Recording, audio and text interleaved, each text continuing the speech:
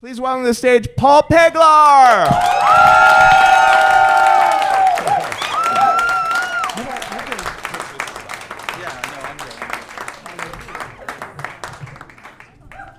Hello. Amazing. So I was working at a boarding school in Switzerland. It was my second summer and life was good. It was probably the first time that I felt the most fulfilled in terms of work-play balance, and I was traveling, and I was having new experiences and meeting new people, and life was just open to me. It was amazing.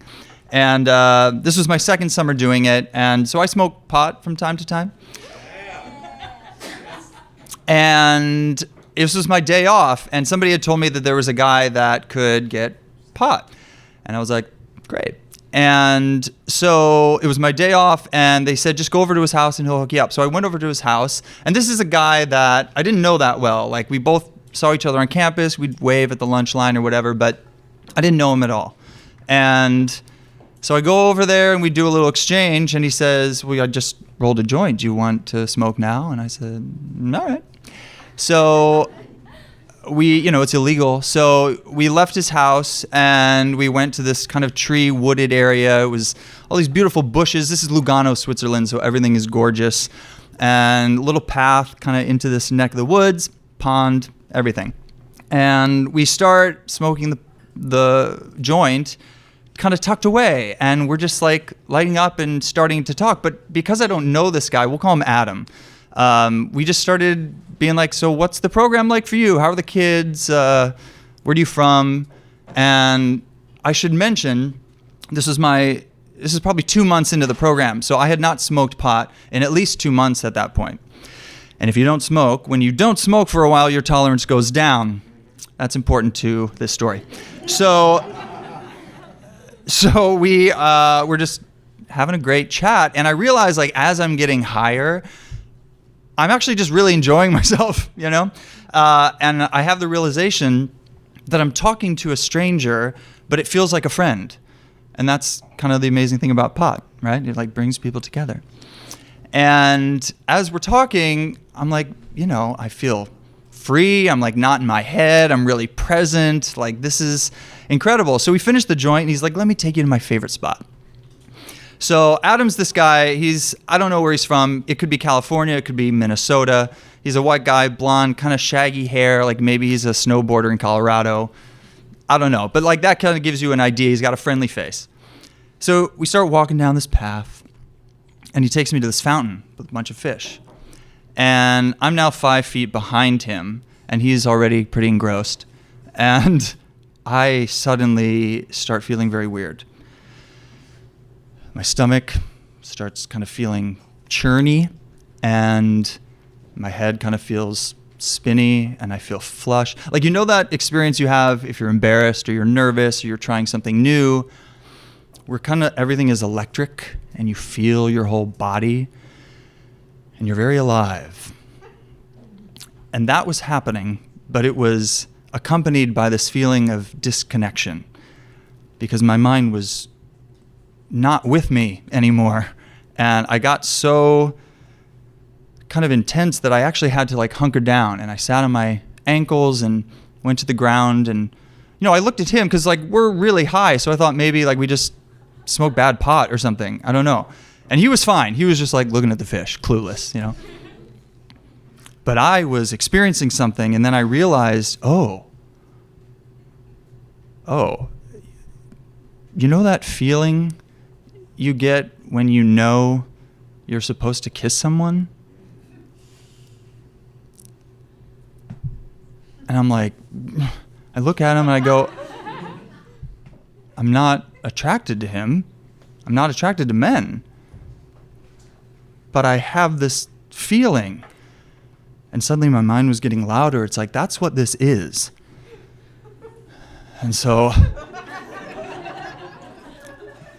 I'm so I tried to gather my thoughts, kind of calm my breath down, stood up, and I look at him, and he looks at me, and then we both just look at the fountain,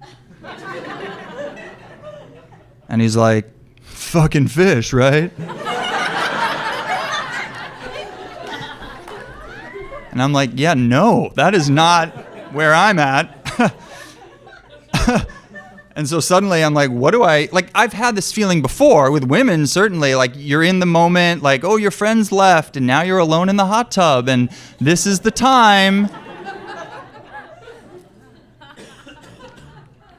But he didn't seem to be, like, I didn't know if I was just having this moment or if we were having a moment we weren't talking about.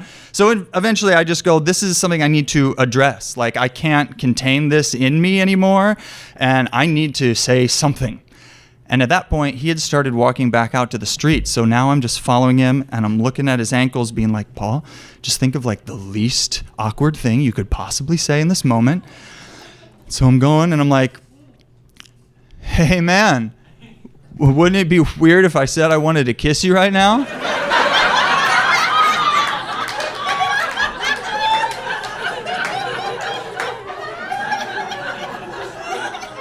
And he was like, yeah? And I was like, yeah, right? And that was the end of the conversation. So we get to the street, we give a little bro hug, like, thanks for the weed stick. And he walks home. And now I'm on red alert. I'm like, oh my God, I'm gay. Like, oh, I'm coming out to myself. And I just I got out my phone because I was like, I need to talk to somebody. So I started voice journaling and I was like, okay, you felt it. He didn't say anything, but like, that doesn't, you know. And so I just do that the whole way back to my house. And it's my day off. Everyone else is working, so I'm alone in my house right now. And I just sit on a tree stump outside. And I'm like, yeah, Mom's going to be fine with it. You know, she thought I was gay at one point, so that's fine. And then I started getting really mad. I was like, how did I lie to myself? Like, how did I almost get to 30 not knowing this about myself? And I really, very genuinely was mad. The feeling was just anger and disbelief at once. And I was alone, truly just literally alone. And that feeling eventually subsided into, okay, you got to deal with this now. Your life is different, is what's happening inside of me. And so I go home into my house and I open my laptop because I got to know.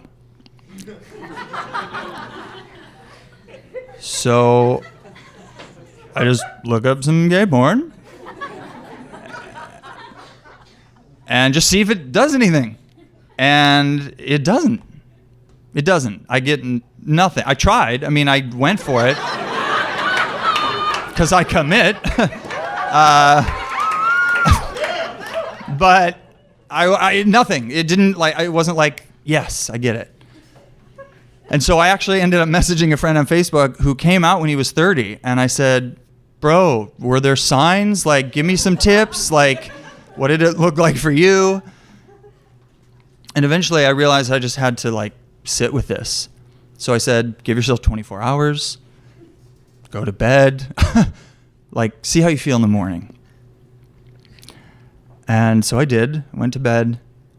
I woke up the next day and I was like, oh, you were really high. You were like really high. But the feeling was real. That feeling that I had was real. And what I think that feeling was is love in its truest nature. Yeah. It was human love. And it was openness and expression and receiving and sharing. It was connection. And in the end, I think that's what we all want. And I have, since then and before then, lived a long enough time in isolation, feeling trapped inside myself, and struggled with vulnerability, with actual connection with others. And that moment blew all that open. And since then, this was many years ago, since then, I have been with men. And it's fine.